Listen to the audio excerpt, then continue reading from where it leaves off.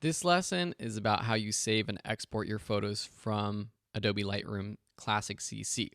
So once you've done your editing, either in the Develop tab or in the library, you can select the photos you want to export. You can Control or Command click, depending on if you're a Mac or PC, to select multiple photos at random, or you can select one and then Shift click to select a series of photos. You can also go into your library. It might be easier to select photos this way in this view. And you can increase or decrease the size of the thumbnails to be able to see them. So I have a few photos selected. Then we're going to go up to File, Export, or you can click the keyboard shortcut, Shift Command E, or you can click this Export button down here. All right, so let's go through all of these options starting at the top. First is where you are going to export. Typically, you're just going to do a hard drive unless you want to email it or burn it to a CD or DVD. Nowadays, hard drive is really where you're going to export it, and then you do whatever you want, like posting it online or burning it or whatever. Next, you choose your location. So if you want to export to a specific folder, they have some sort of quick hit options like your desktop, your home folder, your pictures folder, the same folder as the original photo. What I'm going to do is a specific folder, and then down below you choose the folder by clicking choose. It's going to open up your Finder, or if you're on a PC, your documents. Now let's go into Lightroom Classic CC. I'm going to create a new folder by clicking the new folder button and calling edits. Click create, click choose. All right, so the next thing you can do is you could put it into a subfolder in that folder. So you might be like, this is round one or whatever, but I'm just going to leave it as that.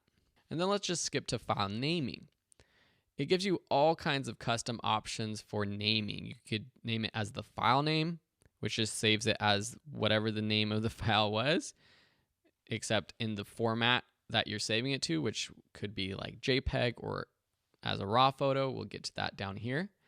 Or you can do some sort of sequencing. And that's what I love about Lightroom. It makes it easy to create a sequence of images. So I'm going to choose custom name sequence, and I'll call this Lightroom Classic CC Edit. And then you start the sequence at a number. You can do 01, you can do it start it at 10, you can do it at really whatever, and it will export them and do it, name it this, and then 1, then this, then 2. All right, so video we're going to skip because we're not exporting video. For file settings, right now it's on original, which is it would save it as the raw file format that it came in. We're going to choose JPEG. They also have PSD, which is a Photoshop file, TIFF, and DNG. Those are more advanced files, but you really don't have to worry about those options unless there's a case where someone asks you, do you have a TIFF image?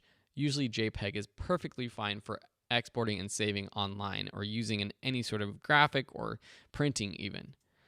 Once you select JPEG, you have the quality. Leave it at 100 unless you want to decrease the quality to save space to make the file size a little bit smaller.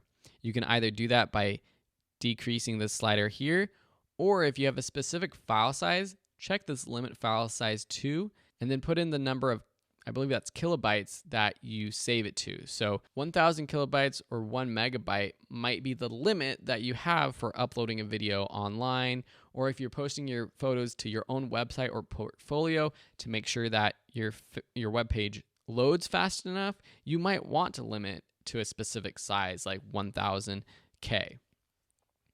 For space or color space, just leave it as sRGB. Down below, you can resize the image. So notice that there's two different things. File settings and limit file size is about the size of the file. The image size is the dimensions and the pixels of your image. So if you have a specific pixel length or width or height that you want it at, you can check resize to fit. And then you would pick either or both width and height that you have a max of. So say for your website, you only want to upload images that are 500 pixels wide, and you can change it from pixels to inches or centimeters. Usually we're working with pixels on a computer. So the width will be a max at 500, And then if you leave the height blank, it will end up being whatever it is depending on the aspect ratio. So if it's a portrait, the height will probably be taller than or greater than the width. If it's a landscape or a horizontal photo, the height will be shorter than 500. So let me just put this at 1000 to show you as an example. Or I always recommend choosing this don't enlarge so that it doesn't actually enlarge your image if you're working with an image that is too small or something, which generally doesn't happen. In terms of resolution, this is pixels per inch. That's usually what I would use. Here in the States, if you work in another country, you might be more used to pixels per centimeter. 150 is a general good rule for images that you're posting online. You could go up to 300 if you are printing. 75 is generally pretty good as well. And changing this will make the file size bigger or smaller. So I generally just leave it at 150. They have this option for output sharpening, which is sort of an automatic sharpening that they add, which might be good for printing. So if you are printing, I would test it out to see if you like it or not. If you've already added sharpening in the development and the editing, you don't need this necessarily. But if you haven't added any sharpening, you might want to just add a little bit of sharpening for matte paper or glossy paper, depending on how you're printing. We talk about printing later on in this course if you're interested in more of that. I generally don't add sharpening for the screen though. If you want to make your file size a little bit smaller, you can decrease the metadata that is included. This is all of the camera information, the copyright information, and so you could just choose copyright only if you want, or contact information. We're almost done, everyone, so hopefully you're still with me. We have a watermark. It's super easy to create a watermark. Just check on that box, go to Edit Watermarks. That's going to open up a new window. Here at the bottom left, you can add your name.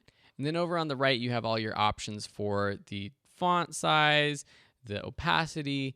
You can have effects, making it less opaque or more opaque. You can also adjust the size over here. You can put it to a specific position if you want it centered. If you want it completely over, the middle, you can do that. So you are just sending a test, you can make it like that. You can also increase the size by clicking and dragging right here on the image as well. Okay, so usually you'll just put something down in the bottom left corner, something like that. You can also add an image by going up to image options and clicking choose. Say you have a logo or something like that, you can add a logo overlay as a watermark. Then you can save it. If you go up to here, click Save Current Setting as a new preset, and then that will be a preset that you can use. So let's go ahead and cancel. Let me just show you if I add the VSO logo. Actually, let's go to Edit Watermark. It adds, this is my old VideoSquan logo, to the bottom left. So that's something that I've saved in the past.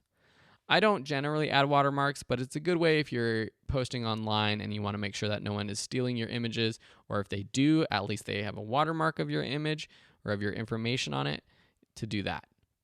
Lastly, post-processing. This is just what happens after you're done exporting. Do you want it to show in your Finder or your documents? Do you want to continue editing in Photoshop? Or do you want to do nothing? Usually I just say show in Finder so that I know it will pop up when it's done. Click Export once you're happy with all your settings. And after it goes, you'll see a window pop up. And now we have all my edits. I can see here the size. So all of them are 1000 wide. This one's 1000, 1000, 1000. And because the aspect ratio for all of these images was the same, the width is this, or the height is the same too, 667. JPEG, the size of each image is a little bit different. That just has to do with some of the editing, the colors, and things that adjust, that change how much information is in an image. Now we can take these photos, share them with the world, post them on Instagram, post them online, share them with your family, print them out, and that's how you export with Adobe Lightroom. If you have any questions, let me know. Otherwise, we'll see you in another lesson.